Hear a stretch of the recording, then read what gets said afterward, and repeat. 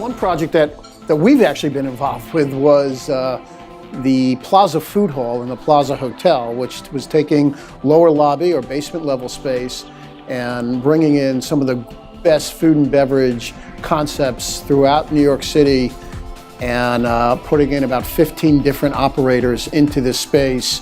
So you're getting the money from the rent, you're also creating great cachet in the building with so many fantastic food and beverage partners. So I thought with that, and now it's become quite common to see food halls in other locations. So that's been I think one of the early ones to kind of on that.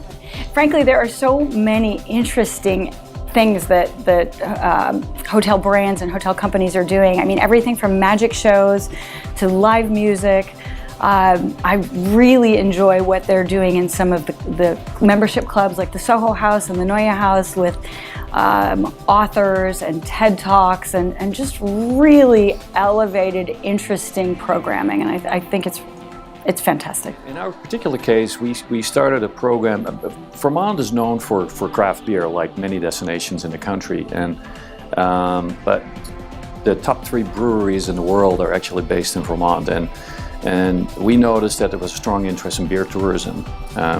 In our case, we created a beer concierge program. Our hotel has a beer concierge, can actually assist our guests in putting programs together for visiting breweries, and we actually take our guests on tours, and that's actually become a revenue stream for us. 6% of our guests actually indicate they come to our hotel specifically because of beer tourism. If you think about when the mini bar first started, people paying lots of money for a Snicker bar, and then you look at what's happened. I was lucky enough to open the Edition Hotel in New York City, and I should say I wasn't really surprised, but I kind of was.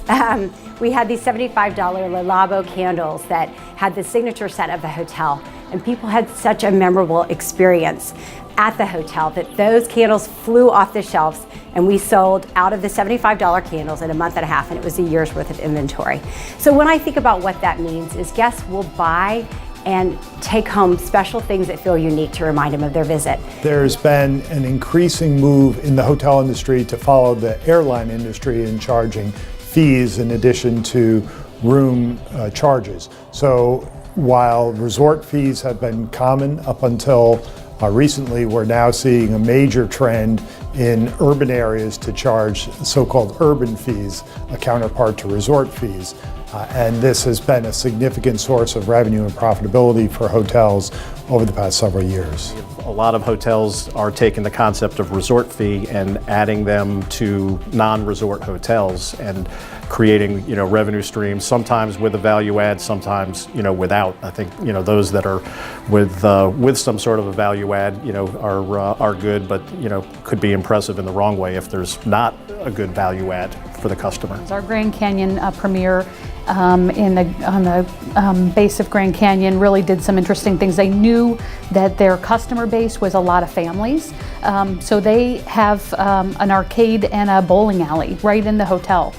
So after a long day at the canyon where there's not a lot to do because the hotel's fairly remote, they have this great bowling alley that you can go and retreat to at the end of the day and still stay in the hotel and drive some additional revenue, hopefully for eating and drinking while you're there too.